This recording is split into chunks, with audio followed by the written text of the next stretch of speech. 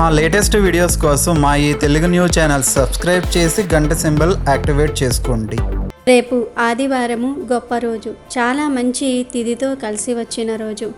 ఈరోజు రాత్రికి 7 మిరియాలతో ఈ పరిహారం చేస్తే చాలు 7 కోట్ల అప్పు ఉన్నా సరే తీరిపోతుంది. ధనం మిమ్మల్ని వెతుక్కుంటూ వస్తుంది. మీకు ఉండే సమస్యలన్నీ కూడా పోతాయి. మీరు అపర కుబేరులుగా మారిపోతారు. మీ జీవితం మారిపోతుంది. లక్ష్మీదేవి మీ ఇంట్లో తిష్ట వేసుకొని కూర్చుంటుంది. మీకు కావలసినంత ఐశ్వర్యాన్ని ఇస్తుంది. మీ ఇంటి వాతావరణం మీకు కలిసి వస్తుంది. ఈ రోజుల్లో చాలామంది అప్పుల సమస్యలతో సతమతమైపోతూ ఉంటారు. చిన్నదైనా పెద్దదైనా అప్పే కదా. మీకు 100ల్లో అప్పులు ఉన్నా, వేలల్లో అప్పులు ఉన్నా, లక్షల్లో అప్పులు ఉన్నా, కోట్లల్లో అప్పులు ఉన్నా మీరు తప్పకుండా ఆదివారం రోజు ఈ మిరియాల పరిహారం చేయండి. ఈ మిరియాల పరిహారంతో మీకు ఉండే అప్పులన్నీ కూడా తీరిపోతాయి. అంతేకాదు, మీరే ఒకరికి అప్పు ఇచ్చే స్థాయికి ఎదుగుతారు. అంత శక్తివంతమైనది ఈ మిరియాల పరిహారం. 7 అనే సంఖ్యకు ఆదివారానికి సంబంధం ఉంది కనుక అదృష్టం కలిసి వచ్చి మీ అప్పులు తీరిపోవాలంటే ఆదివారం రోజే ఈ పరిహారాన్ని చేయాలి. ఈ మిరియాల పరిహారం మీ తలరాతను మార్చేస్తుంది. మీకు ఉన్న ధన సమస్యలను తొలగించేస్తుంది. ఎందుకంటే మిరియాలకు అంతటి శక్తి ఉంది. మిరియాలు నల్లగా ఉంటాయి. ఎన్నో రకాల శక్తులను కలిగి ఉంటాయి. మన దశను మార్చేసే శక్తిని కలిగి ఉంటాయి. ధనాన్ని ఆకర్షించే శక్తిని కలిగి ఉంటాయి. అప్పులన్నిటినీ కూడా దూరం చేసే శక్తిని కలిగి ఉంటాయి. కనుక మీరు అప్పుల సమస్యలతో సతమతమైపోతూ ఉంటే తప్పనిసరిగా ఈ మిరియాల పరిహారం చేయండి.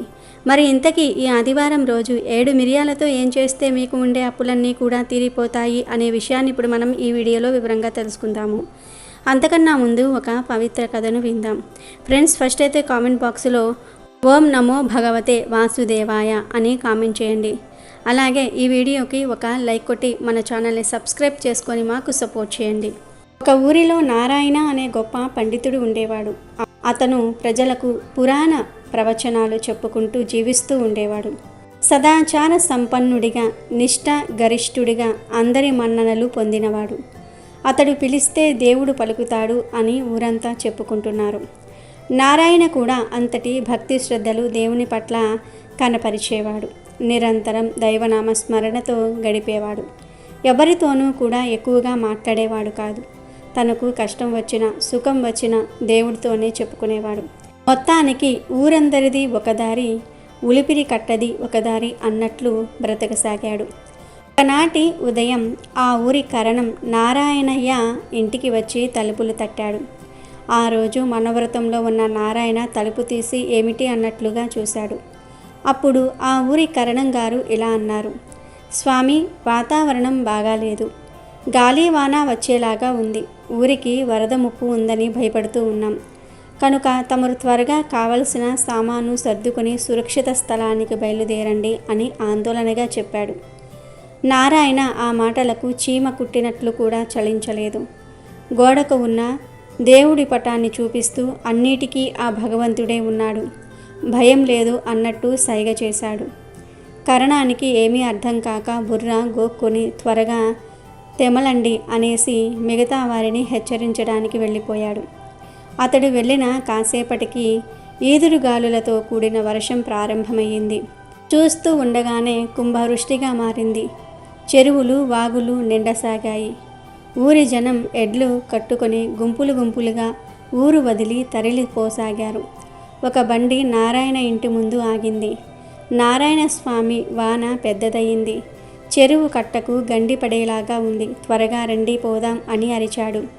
ఆ బండిలో ఉన్న గ్రామస్తుడు పూజలో నిమగ్నమైన నారాయణ సమాధానం కూడా చెప్పకుండా దేవుడి పటం వైపు ఒకసారి చూసి తిరిగి పూజలో నిమగ్నమయ్యాడు. ఎడ్లబండి మీద ఉన్న జనం మరికొద్దిసేపు నారాయణ కోసం కేకలు వేసి వరద నీటి ఉద్రిక్తి పెరగటంతో కదిలి వెళ్ళిపోయారు. ఊరంతా ఖాళీ అవుతుంది. ఊరి బయట చెరువుకు భయపడినట్లుగానే గండి పడింది. నీరు ఒక్కసారిగా ఊరిలోనికి ప్రవేశించి ఇళ్లను ముంచెత్తసాగింది. నారాయణ ఇంట్లోకి కూడా నీరు ప్రవేశించి క్రమక్రమంగా పెరగసాగింది. అతడు దేవుడి పటం చేత పట్టుకొని 2వ అంతస్తుకు చేరుకున్నాడు. అక్కడ నిలబడి భగవద్ధ్యానం చేయసాగాడు. కొంతమంది వచ్చి అక్కడక్కడ చిక్కుకొని ఉన్న జనాల్ని, వీలైతే పశువుల్ని పడవలోనికి ఎక్కించి తరలించసాగారు. ఒక పడవ నారాయణ ఇంటి ముందుగా పోతుంది. వాళ్ళు నారాయణను చూసి, స్వామి రండి, పడవలో తీసుకుపోతాం అని కేకలు వేశారు. దేవుడి మీద అపారమైన నమ్మకం ఉన్న నారాయణ అప్పటికీ చలించలేదు. చేతిలో ఉన్న దేవుడి పటాన్ని వారికి చూపిస్తూ నాకేం భయం లేదు అన్నట్లుగా సైగ చేశాడు.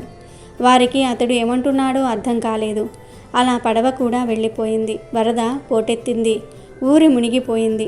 2వ అంతస్తులో కూడా చొచ్చుకు వచ్చిన నీరు నారాయణను లాగేసింది. వరద నీటిలో కొట్టుకుపోతూ అతడు ఊపిరాడక మరణించాడు. అలా చనిపోయిన నారాయణను దేవదూతలు పట్టుకుని భగవంతుడి సభలో ప్రవేశపెట్టారు. నారాయణకు తాను చనిపోయిన సంగతి అర్థమైంది. తీవ్రమైన దుఃఖంతో పాటు దేవునిపై అమితమైన ఆగ్రహం కలిగింది.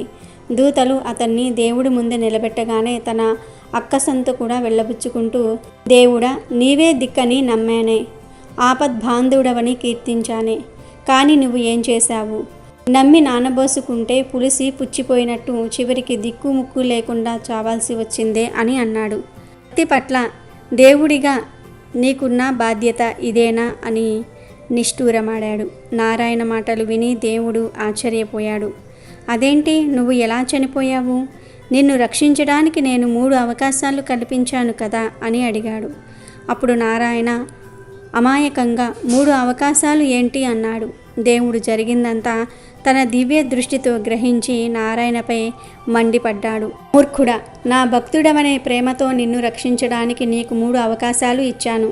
ఒకసారి కరణాన్ని పంపించాను, 2వసారి ఎడ్ల బండి పంపించాను, 3వసారి పడవను పంపించాను. అయినా అవేమీ నీవు గ్రహించలేదు. దేవుడంటే కిరీటం పెట్టుకొని శంకు చక్రాలు పట్టుకొని గుర్రమెక్కిరాడు. నిన్ను రక్షించే ప్రతి అవకాశం దైవత్వమే అని గ్రహించాలి అంటూ తల వాచేటట్లు చివాట్లు పెట్టాడు. నారాయణ సిగ్గుతో తల వంచుకున్నాడు. ఇక వీడియోలోకి వస్తే, ఎవరైతే అప్పుల సమస్యలతో బాధపడుతూ ఉన్నారో, అప్పులు తీరట్లేదని దిగులు పడుతూ ఉన్నారో, అప్పుల వలన అవమానాలను ఎదుర్కొంటూ ఉన్నారో, వారు చక్కగా ఆదివారం పూట రాత్రి సమయంలో అంటే 7 గంటలకు లేదా 8 గంటలకు 9 గంటలకు ఆ సమయంలో ఈ పరిహారం చేయండి. దీనికంటూ నియమాలేమీ లేవు. మీరు అన్నం తిన్నాక అయినా చేసుకోవచ్చు, తినక ముందైనా సరే చేసుకోవచ్చు. ముందు 7 మిరియాలను తీసుకోండి. తీసుకొని ఆ 7 మిరియాలను మీ కుడి చేతిలో పట్టుకుని సంకల్పం చెప్పుకోండి. మాకు విపరీత ధన సమస్యలు ఉన్నాయి, అప్పుల బాధలు ఉన్నాయి, ఎంత కష్టపడినా అప్పులు తీరటం లేదని, ఆ అప్పులు తీరటం కోసం ఈ పరిహారం చేస్తున్నామని సంకల్పం చెప్పుకోండి. అలా చెప్పుకున్న తర్వాత ఈ 7 మిరియాలను పొడిలాగా చేసేసి ఒక వైట్ పేపర్లో వేయండి. ఈ పేపర్లోనే చిటికెడు పసుపును కూడా వేయండి. పసుపు గురించి చెప్పాల్సిన అవసరం లేదు. పసుపు మంగళకరమైనది, శుభకరమైనది. పసుపుకు అప్పులను తీర్చేసే శక్తి ఉంటుంది. కాబట్టి పసుపును వేసి ఆ పేపర్ను పొట్లం కట్టేయండి. తర్వాత ఆ పొట్లాన్ని తీసుకుని వెళ్ళి మీ పూజ గదిలో ఇష్టదైవం దగ్గర పెట్టండి. పెట్టి ఒక నమస్కారం చేసుకోండి. మళ్ళీ ఇంకొకసారి మీ కోరికను దేవుడి ముందు చెప్పుకోండి. ఆ పొట్లాన్ని మాత్రం 24 గంటల పాటు పూజ గదిలోనే ఉంచాలి. 24 గంటల తర్వాత ఈ పొట్లాన్ని తీసి విప్పి దానిలోని మిరియాల పొడిని మీ కూరల్లో వేయండి. అంటే ఒకేసారి వేయవద్దు.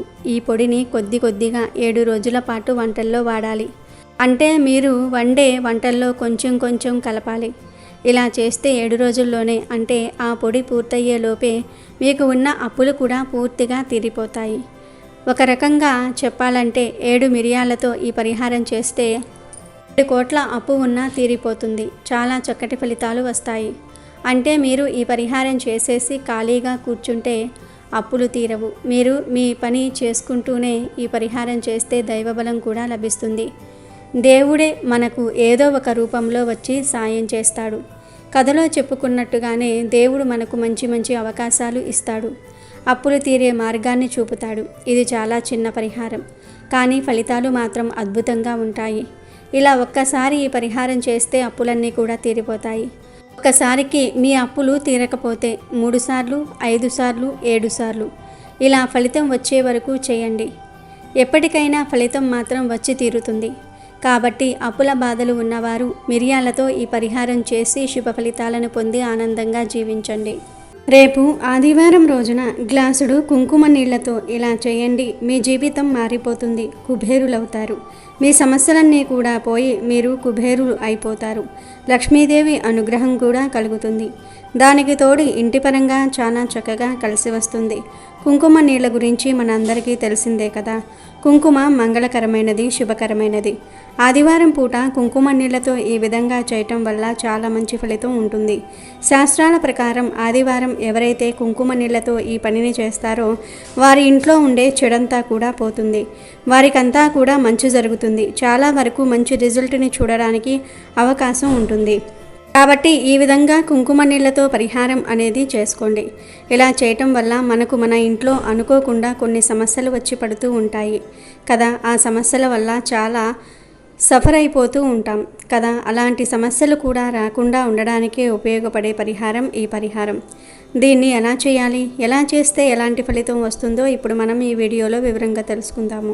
నార్మల్గా కుంకుమ నీళ్లతో మనం ఏది చేసుకున్నా కానీ మనకు బాగా కలిసి వస్తుంది. కుంకుమ నీళ్లు అనేవి చాలా పవర్ఫుల్, చాలా శక్తివంతమైనవి. కాబట్టి ఆదివారం పూట దీన్ని ఆచరించడం వల్ల మంచి ఫలితం వస్తుంది.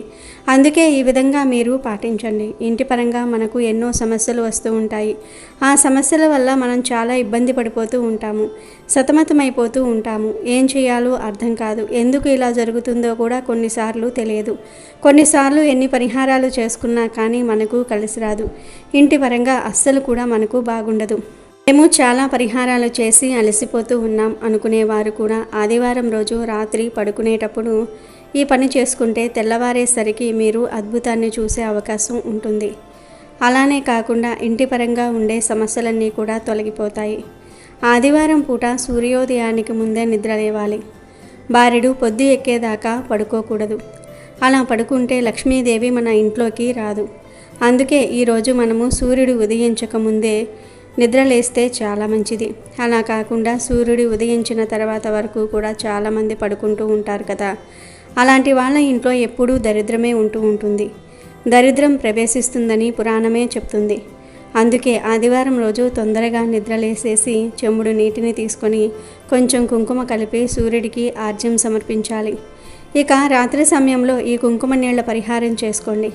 కొందరికి కొన్ని పరిహారాలు సిద్ధిస్తాయి, కొందరికి కొన్ని పరిహారాలు సిద్ధించవు. కానీ కుంకుమ నీళ్ల పరిహారం అందరికీ సిద్ధిస్తుంది. చాలా చక్కగా ఉపయోగపడుతుంది. చాలా మంచి రిజల్ట్ను తెచ్చిపెట్టి మన జీవితాన్ని మారుస్తుంది. కాబట్టి మీరు ఆచరించండి. ఈరోజు రాత్రి 8 దాటిన తర్వాత ఒక గాజు గ్లాసును తీసుకోండి. తీసేసుకొని అందులో కొద్ది భాగం అంటే 3 వంతుల నీటిని తీసుకొని అందులో 1 స్పూన్ అంత కుంకుమను పోసేసి చిటికెడంతా ఉప్పు, చిటికెడు పసుపు వేసి చక్కగా కలిపి ఈ నీళ్లను చేతిలో పట్టుకొని ఇల్లంతా కూడా తిరగండి. గుర్తుపెట్టుకోండి, నీళ్లను పట్టుకొని ఇల్లంతా కూడా మనం తిరుగుతున్నాం కదా. అలా తిరిగేటప్పుడు ఏమవుతుంది అంటే మన ఇంట్లో మనకు తెలియకుండా ఏదైనా చెడు ఉంటే అది కుంకుమ నీళ్ళలోనికి వెళ్ళిపోతుంది. మనకు అద్భుతమైన ఫలితాలు వస్తాయి. మనకు మంచి జరుగుతుంది. మనకు ఉండే హాల్, కిచెన్, బెడ్రూమ్, అలానే కాకుండా మీకు ఉండే బాల్కనీస్ ఇవన్నీ కూడా తిరగండి. అలా తిరిగేటప్పుడు ఏదైనా చెడు శక్తి ఉన్నా లేదంటే దేనివల్ల అయితే మనకు ఇబ్బంది వస్తుందో ఆ ఇబ్బంది అంతా కూడా ఆ నీళ్లు తీసేసుకుంటూ ఉంటాయి. ఎందుకంటే నీళ్లు పవిత్రమైనవి, అలానే కుంకుమ కూడా మంగళకరమైనది. ఈ రెండు కలుస్తూ ఉన్నాయి కాబట్టి మనకు చాలా మంచి రిజల్ట్ అనేది రావడానికి అవకాశం ఉంటుందని శాస్త్రాలు చెప్తూ ఉన్నాయి. కాబట్టి ఆదివారం పూట ఈ కుంకుమ నీళ్ల పరిహారం చేసుకోండి. చాలా మంచి రిజల్ట్ అయితే వస్తుంది. అంటే రాత్రి 8 నుంచి మొదలుకొని రాత్రి 12 లోపు ఎప్పుడు చేసినా బాగానే ఉంటుంది. ఇలా ఇంట్లో తిరిగేటప్పుడు మీరు ఒక్కటే చెప్పుకోవాలండి, మా ఇంట్లో ఉండే చెడంతా కూడా పోవాలి, మాకు మా ఇల్లు అనుకూలించాలి అనుకోవాలి. మన ఇంట్లో మనకు పిల్లల పరంగా కూడా కొన్ని కష్టాలు వస్తాయి. అలానే కాకుండా భార్య పరంగా కూడా కొంతమందికి కష్టాలు వస్తూ ఉంటాయి. ధనానికి సంబంధించిన సమస్యలతో కూడా మనం కష్టపడిపోతూ ఉంటాం, బాధపడుతూ ఉంటాం, ఇబ్బంది పడిపోతూ ఉంటాం కదా. అలా ఆ కష్టాన్ని కూడా మీరు తీర్చుకోవడానికి ఈ పరిహారం అనేది మీకు సిద్ధిస్తుంది. అలా మీకు ఏ కష్టం ఉందో మీకు తెలుస్తుంది కదా. ఏ కష్టం ఉందో ఆ కష్టం చెప్పుకొని పరిహారం అనేది చేయండి. ఆ కష్టాల నుంచి మీరు బయటపడడానికి అవకాశం ఉంటుంది. గుర్తుపెట్టుకోండి, రాత్రికి పడుకునేటప్పుడు అన్నం తింటారు కదా, తిన్న తర్వాత రాత్రి 8 గంటలకు లేదా ఆ తర్వాత ఈ పరిహారం అనేది చేయండి. కొంతమంది ఇళ్లలో వారం రోజులు బాగుంటే ఇంకో వారం రోజులు బాగుండదు. అబ్బా, ఈ వారం రోజులు మా ఇంట్లో గొడవలు జరగలేదని ప్రశాంతంగా ఉంది అనుకునే లోపే తిరిగి మళ్ళీ వారంలో గొడవలు జరగటము, ఇబ్బందులు రావటము, చాలా వరకు కూడా ప్రాబ్లమ్స్ అనేవి క్రియేట్ అవ్వటము, ఇవన్నీ కూడా అవుతూ ఉంటాయి. ఎందుకంటే మనకు మన ద్వారా కూడా మన ఇంట్లోకి చెడు అనేది ప్రవేశిస్తూ ఉంటుంది. మనం అక్కడికి వెళ్తాం, ఇక్కడికి వెళ్తూ ఉంటాం, ఎక్కడెక్కడోనో తిరుగుతూ ఉంటాం, పనుల కోసం వెళ్తాం, అంటే ఉరుకులు పరుగులు ఉంటూ ఉంటాయి. మన ద్వారా కూడా మన ఇంట్లో చెడు ప్రవేశించే అవకాశం ఉంటుంది. అలానే మన ఇంటికి మంచివారు చెడువారు వచ్చినప్పుడు కూడా మన ఇంట్లోకి చెడు అనేది ప్రవేశిస్తూ ఉంటుంది కదా. అలా ప్రవేశించకుండా ఉండడానికి ఉపయోగపడే పరిహారమే ఈ పరిహారం. కాబట్టి ఈ విధంగా ఆచరించండి. ఆచరించేసి ఫలితం పొందండి. ఇలా కుంకుమ నీళ్లు పట్టుకొని ఇల్లంతా తిరిగిన తర్వాత ఆ నీళ్లను మనం గుమ్మం దగ్గర పెట్టాలి.